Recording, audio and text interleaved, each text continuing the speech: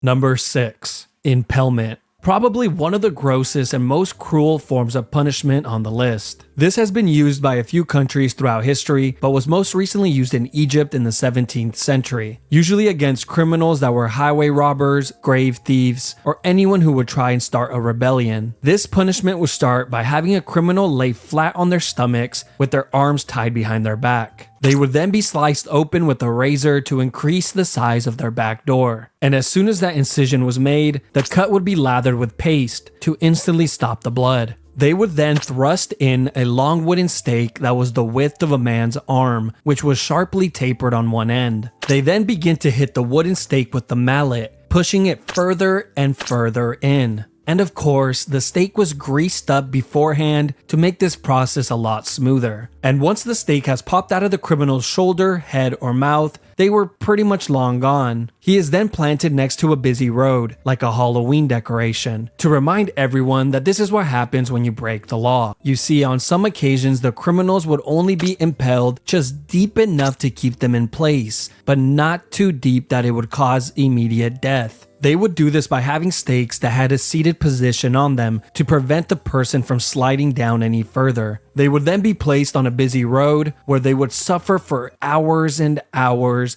pleading to people walking by for help, until eventually succumbing to their wounds.